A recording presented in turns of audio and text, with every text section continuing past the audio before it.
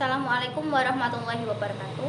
Salam sejahtera kepada kita semua. Yang terhormat Bapak Rosyada MM selaku dosen pengampu mata kuliah pengantar manajemen dan bisnis serta teman-teman yang saya banggakan. Puji syukur kehadirat Allah Subhanahu wa taala yang telah melimpahkan rahmat dan karunia-Nya kepada kita.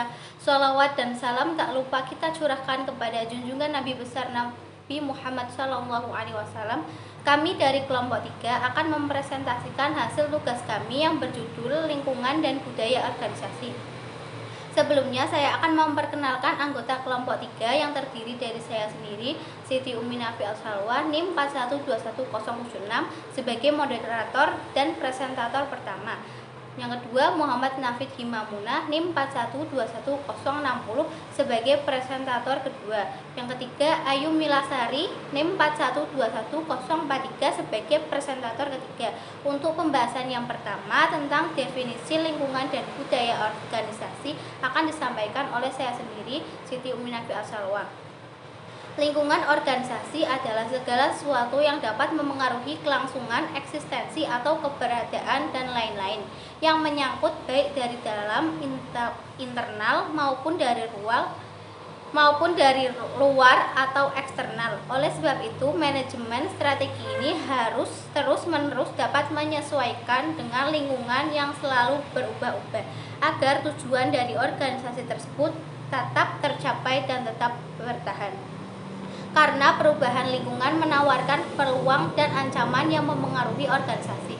Lingkungan organisasi meliputi lingkungan internal dan lingkungan eksternal. Lingkungan internal adalah lingkungan yang berada di dalam organisasi dan secara langsung memiliki pengaruh pada organisasi. Sedangkan lingkungan eksternal adalah lingkungan yang berada di luar organisasi yang meliputi macam-macam di luar organisasi yang dapat berupa tekanan umum dan tren di dalam lingkungan sosial yang terbagi dalam peluang dan ancaman.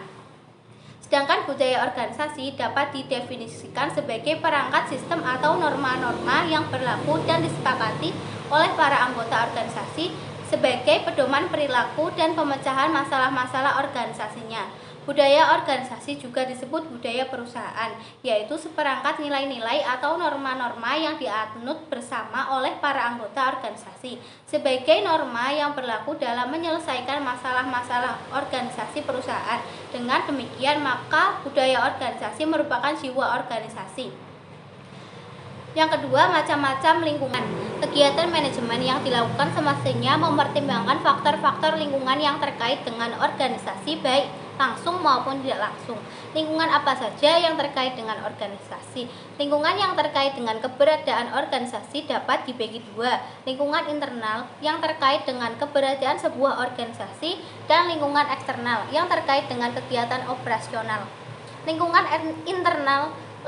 internal organisasi yang termasuk ke dalam lingkungan internal adalah para pemilik organisasi, para pengelola organisasi, para staf, anggota, para pekerja, serta lingkungan fisik organisasi. 1. Pemilik organisasi.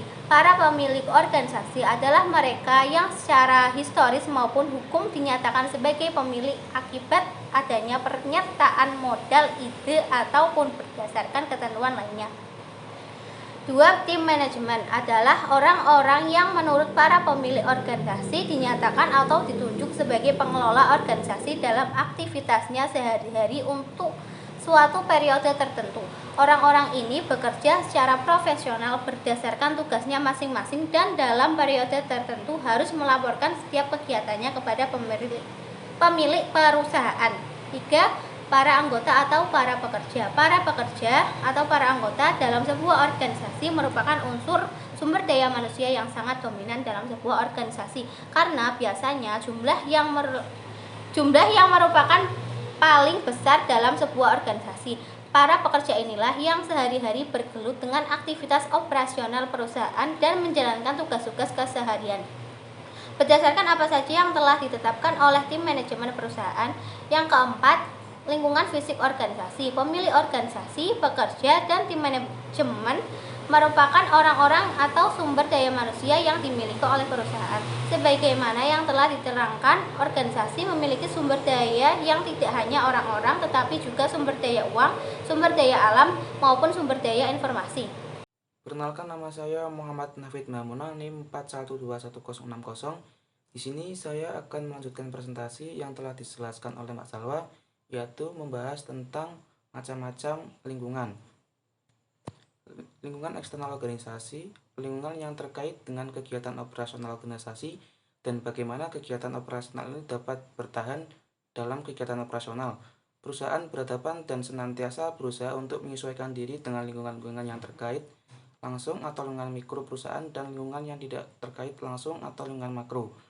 Lingkungan mikro yaitu perusahaan adalah terdiri dari pelanggan atau customer, pesaing atau kompetitor, pemasok atau supplier, dan partner strategik atau strategic partner. 1. Pelanggan atau customer.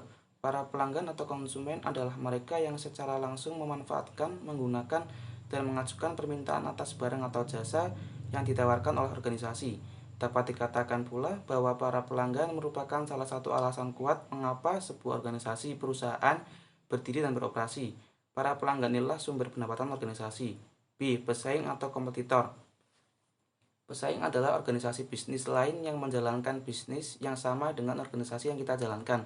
Karena bisnis yang dijalankan sama, maka pesaing merupakan tantangan atau sekaligus ancaman yang dihadapi organisasi dalam meraih pelanggan. C. Pemasok atau supplier.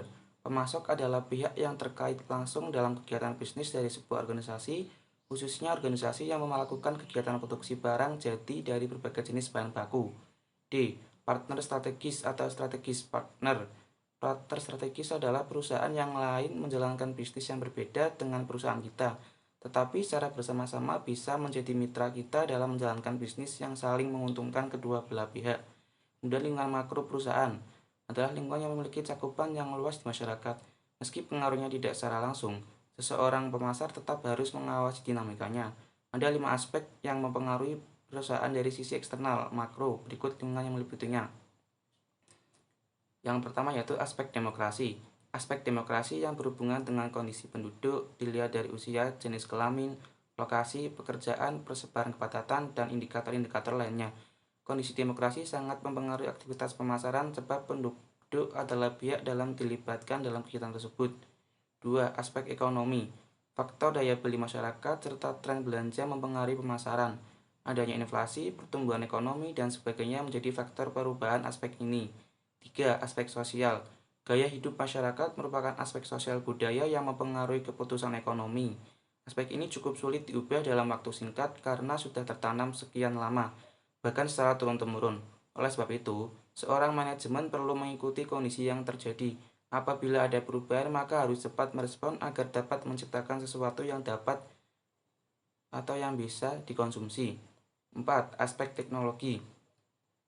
Perubahan teknologi perlu disikapi dengan open-minded atau pemikiran terbuka, agar perusahaan dapat beradaptasi dengan cepat dan tepat. Penyesuaian tidak hanya dari pemasarannya saja, tetapi juga dari proses bisnisnya. Material yang digunakan, media komunikasi, dan sebagainya. 5. Aspek hukum dan politik. Aspek ini berkaitan dengan kebijakan pemerintah yang bisa membatasi kegiatan pemasaran, namun bisa juga dijadikan peluang. Walaupun begitu, biasanya pihak manajemen sangat berhati-hati dalam hal ini. Jangan sampai hal aktivitas perusahaan melanggar aturan pemerintah dan akhirnya merugikan. Kemudian, macam-macam budaya organisasi. Terdapat beberapa pengklasifikasian budaya organisasi yang telah disampaikan oleh para ahli. Salah satunya adalah yang disampaikan oleh Chang dan Lee. Mereka mengangkat proposal Denison dan Messi yang dimana terdapat 2 poin referensi, yaitu cara yang stabil dan fleksibel untuk memenuhi permintaan lingkungan yang kompetitif, serta strategi yang fokus pada 2 dimensi elemen karyawan internal dan pelanggan eksternal. Berdasarkan proposal tersebut, Chang dan Lee membagi tipe budaya organisasi menjadi 4, yaitu 1. Budaya adaptif atau adaptif kultur. Budaya ini merupakan budaya yang bersifat fleksibel dan eksternal, sehingga dapat memuaskan permintaan pelanggan dan memusatkan perhatian utama pada lingkungan eksternal. 2. Budaya misi atau mission kultur. Budaya ini merupakan budaya yang bersifat stabil dan eksternal sehingga menekankan organisasi dengan tujuan-tujuan yang jelas dan secara efisien menyelesaikan tugas yang diberikan. Organisasi menjadikan para karyawannya dengan penghargaan khusus. 3. Budaya klan atau klan kultur. Budaya ini merupakan budaya yang bersifat fleksibel dan internal sehingga menekankan bahwa para anggotanya harus memainkan peran mereka dengan tingkat efisiensi yang tinggi, dan mereka juga harus menunjukkan rasa tanggung jawab yang kuat akan pengembangan dan memperlihatkan komitmen organisasi yang lebih. 4. Budaya birokratrik atau birokratrik kultur. Budaya ini merupakan budaya yang bersifat stabil dan internal, sehingga organisasi memiliki tingkat konsistensi yang tinggi akan segala aktivitas-aktivitasnya. Melalui kepatuhan dan kerjasama dari para anggotanya, organisasi dapat meningkatkan aktivitas organisasi dan efisiensi kerja. Perkenalkan, nama saya Ayu Milasari, NIM 4121043. Di sini saya akan melanjutkan presentasi yang sudah disampaikan oleh Mas Nafid. Yang selanjutnya yaitu materinya hubungan, lingkungan, dan budaya. Menurut Purwanti dan Fatah pada tahun 2011, pengaruh terhadap budaya perusahaan internal yang besar datang dari lingkungan eksternal. Budaya dapat sangat beraneka ragam di dalam organisasi, namun demikian, organisasi yang berada di dalam industri yang sama mungkin menunjukkan karakteristik budaya yang serupa karena beroperasi di dalam lingkungan yang sama. Yang selanjutnya yaitu menurut Margareta pada tahun 2012. Semua organisasi memiliki budaya. Budaya organisasi dibangun dari kepercayaan yang dipegang teguh secara mendalam tentang bagaimana organisasi seharusnya dijalankan atau beroperasi. Budaya merupakan sistem nilai organisasi yang akan mempengaruhi cara bekerja dilakukan dan cara pegawai berperilaku. Budaya organisasi merupakan wujud anggapan yang dimiliki, diterima secara jelas oleh kelompok dan menentukan bagaimana kelompok tersebut rasakan, pikirkan, dan beraksi terhadap lingkungan yang beraneka ragam. Yang selanjutnya yaitu fungsi dan manfaat budaya organisasi. Dari sisi fungsi budaya organisasi mempunyai beberapa fungsi. 1. Budaya mempunyai suatu peran pembeda. Hal itu berarti bahwa budaya organisasi menciptakan budaya yang jelas antara satu organisasi dengan yang lain. 2. Budaya organisasi membawa suatu rasa identitas bagi anggota organisasi. 3. Budaya organisasi mempermudah timbul pertumbuhan komitmen pada sesuatu yang lebih luas daripada kepentingan dari diri individual. 4. Budaya organisasi itu meningkatkan kemantapan sistem sosial. Dengan demikian, fungsi budaya organisasi adalah sebagai perekat sosial dalam mempersatukan anggota-anggota dalam mencapai tujuan organisasi berupa ketentuan-ketentuan atau nilai-nilai yang harus dilakukan oleh para manajemen. Hal ini dapat berfungsi pula sebagai kontrol atas perilaku para anggota. Manfaat budaya organisasi. Beberapa manfaat budaya organisasi dikemukakan oleh Robbins pada tahun 1993 sebagai berikut. 1. Mengatasi peran yang membedakan antara organisasi yang satu dengan organisasi yang lain. Setiap organisasi mempunyai peran yang berbeda, sehingga perlu memiliki akar budaya yang kuat dalam sistem dan kegiatan yang ada dalam organisasi. 2. Menimbulkan rasa memiliki identitas. Bagi para anggota organisasi dengan budaya organisasi kuat akan merasakan memiliki identitas yang merupakan ciri khas organisasi, mementingkan tujuan bersama daripada mengutamakan kepentingan individu. Menjaga stabilitas organisasi, kesatuan komponen-komponen organisasi yang direkatkan oleh pemahaman budaya yang sama akan memuaskan kondisi organisasi relatif stabil. Keempat, manfaat tersebut menunjukkan bahwa budaya organisasi dapat membentuk perilaku dan tindakan manajemen dalam menjalankan aktivitasnya di dalam organisasi. Kesimpulan dari materi lingkungan dan budaya organisasi adalah organisasi berada dalam sebuah lingkungan dan dapat menjadi faktor pendukung maupun penghambat organisasi. Kegiatan organisasi akan merubah lingkungan dan juga sebaliknya. Lingkungan akan mendorong perubahan pada organisasi. Dalam ilmu manajemen lingkungan dan budaya organisasi adalah hal yang penting karena merupakan salah satu cara manajer dalam melaksanakan aktivitas manajemennya untuk mencapai tujuan dan beradaptasi dengan lingkungan organisasi. Peran budaya organisasi dan lingkungan organisasi adalah sebagai alat untuk menentukan arah organisasi dan sebagai alat untuk menghadapi masalah dan peluang dari lingkungan internal dan eksternal. Sekian presentasi dari kelompok kami, kurang lebihnya mohon maaf apabila ada salah kata, mohon dimaafkan. Terima kasih. Wassalamualaikum warahmatullahi wabarakatuh.